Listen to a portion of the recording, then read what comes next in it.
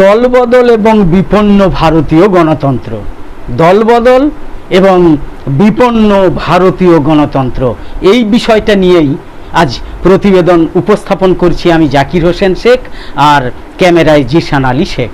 প্রথমেই যে কথাটা বলতে চাই সেটা হচ্ছে জনমতের অবমাননা রুখতে, জনমতের অবমাননা, জনমতের অপমান রুখতে দলত্যাগ বিরোধী আইনের আমূল সংস্কার এবং কঠোর ব্যবস্থার প্রয়োজন রয়েছে। এই কথাটা প্রথমে বলেই শুরু করতে চাইছি। সত্যি কথা বলতে কি, একসময় ভারতের রাজনীতি ছিল পুরোপুরি একেবারে আদর্শের লড়াই। রাজনৈতিক কর্মীরা আদর্শ রক্ষায় কারাবরণ, নির্যাতন সহ্য, এমনকি প্রাণও বিসর্জন দিতেন। কিন্তু বর্তমানে ভারতীয় রাজনীতির সবচেয়ে বড় ট্র্যাজেডি হলো আদর্শের স্থান দখল করে নিয়েছে পুরোপুরি নীতিহীন সুবিধাবাদ। তাই দলবদল এখন ক্ষমতা লাভের সংক্ষিপ্ত একটা পথ। সাধারণ ভোটাররা নির্দিষ্ট প্রতীক, কর্মসূচি এবং মতাদর্শের উপর আস্থা রেখে ভোট দেন, অথচ নির্বাচনের পর জনপ্রতিনিধিদের উল্টো মেরুর দলে যোগ দিতে দেখে তাদের ভোটের মূল্য নিয়ে প্রশ্ন জাগে। 1967 সালে হরিয়ানার বিধায়ক গয়ালালের ঘন ঘন দলবদল থেকেই কিন্তু আয়ারাম গয়ারাম কথাটার উৎপত্তি হয়েছে। বিগত এক দশকে এই প্রবণতা নতুনভাবে নজিরবিহীন মাত্রায় পৌঁছে গিয়েছে। এই দলবদলের সবচেয়ে নাটকীয় রূপ দেখা গিয়েছে মহারাষ্ট্রে। 2022 সালে আপনারা জানেন একনাথ শিন্ডের নেতৃত্বে বিপুল সংখ্যক বিধায়ক দলীয় নেতৃত্বের বিরুদ্ধে বিদ্রোহ করে সরকারের পতন ঘটিয়েছিলেন সেখানে। পরবর্তীকালে অজিত পাওয়ারও নিজস্ব গোষ্ঠী নিয়ে সেই জোটে মানে এনডিএ জোটে সামিল হয়েছেন, যে জোটকে কিন্তু হারানোর জন্যই মূলত ভোটাররা রায় দিয়ে জিতিয়েছিলেন অজিত পাওয়ারদের।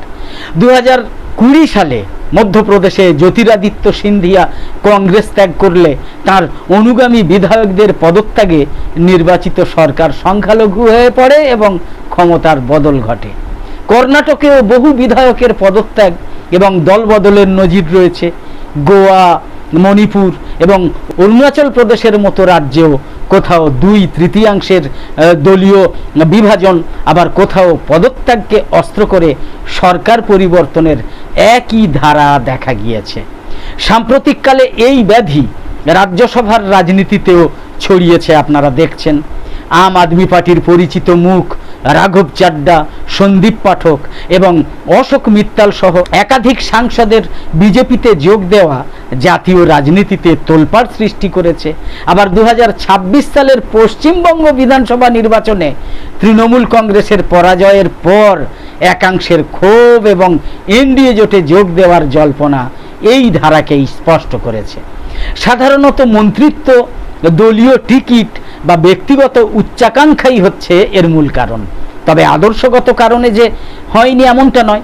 আদর্শগত কারণে দলত্যাগের ইতিহাসও ভারতে রয়েছে।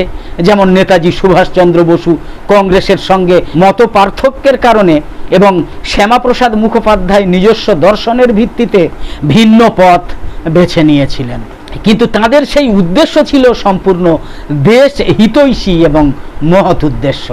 এই অনৈতিকতা রুখতে 1985 সালে রাজীব গান্ধী সরকারের আমলে 52তম সংবিধান সংশোধনীর মাধ্যমে 10ম তফসিলে দলত্যাগ বিরোধী আইন আনা হয়েছিল। 1967 থেকে 1971 সালের মধ্যে ভারতে 3000-এরও বেশি বিধায়ক দলবদল করায় এই আইনের প্রয়োজন হয়ে পড়েছিল। প্রথমে 1/3 সদস্যের দল ভাঙার সুযোগ থাকায় 2003 সালে বাজপেয়ী সরকারের আমলে 91তম সংশোধনে অন্তত 2/3 সদস্যের দলত্যাগকে বৈধতা দেয়া হয়। তবুও এই ব্যাধি কিন্তু কমেনি, বরং তার রূপ আরও বদলেছে অন্যভাবে। এর পেছনে অন্যতম বড় দুর্বলতা হলো স্পিকারের ভূমিকা, কারণ স্পিকার তো সরকারি দলের স্পিকার। সেই জন্যেই এর অন্যতম দুর্বলতা হলো স্পিকারের ভূমিকা। স্পিকার নিজে দলীয় হয়, মানে সরকার দলীয় হয়, অনেক সময় সিদ্ধান্ত বছরের পর বছর ঝুলিয়ে রাখেন।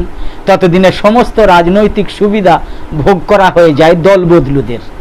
এই সংকট থেকে উত্তরণের জন্য কঠোর সংশোধনী, কঠোর সংস্কার জরুরি, যেটা আমরা বলতে চাচ্ছি। প্রথমত, দলবদল করলেই জনপ্রতিনিধির পদ স্বয়ংক্রিয়ভাবে শূন্য হতে হবে এবং উপনির্বাচনের মাধ্যমে পুনরায় জনমত নিতে হবে, এটাই একদম আশু প্রয়োজন।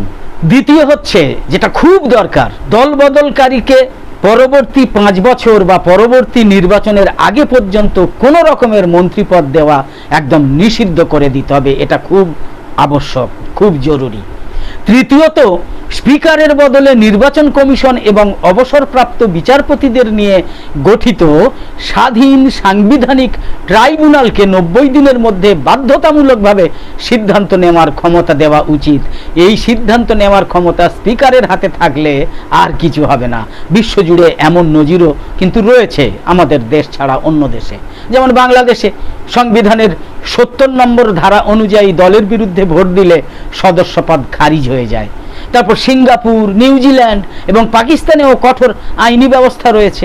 বিশ্বের বৃহত্তম গণতন্ত্রের মর্যাদা অক্ষুণ্ণ রাখতে ভারতেরও কিন্তু এখন কঠোর এই রকম পদক্ষেপের সময় এসেছে, এই রকম কঠোর পদক্ষেপের সময় এসেছে বলার কথা এটাই। আজকের প্রতিবেদনের মূল কথা এটাই। একদম শেষে বলি, নিউজ নির্ভীকে আমাদের নিয়মিত উপস্থাপন করা বিশেষ প্রতিবেদন, তা ছোট হোক বা বড় হোক, ভালো লেগে থাকলে ইউটিউবে নোটিফিকেশান পেতে সাবস্ক্রাইব করে পাশের বেল আইকন অন করে অল সিলেক্ট করে রাখুন। আর ফেসবুকে লাইক বা ফলো করে আমাদের আরও নতুন নতুন ভিডিও বানাতে এবং লাইভ সম্প্রচারে, যদিও লাইভ সম্প্রচার করা এখন আর হয়ে উঠছে না, খুব তাড়াতাড়ি আবার থেকে নিয়মিত আসবো এরকম বলি, কিন্তু আর হয়ে ওঠে না। তো সেই লাইভ সম্প্রচারে উৎসাহিত করতে লাইক, কমেন্ট এবং বেশি বেশি শেয়ার করে সঙ্গে থাকুন। তো আপাতত শেষ করছি। কামনা করি সকলে সবসময় খুব ভালো এবং সুস্থ থাকুন, অপরকে ভালো এবং সুস্থ রাখুন, সাবধানে থাকুন। ধন্যবাদ।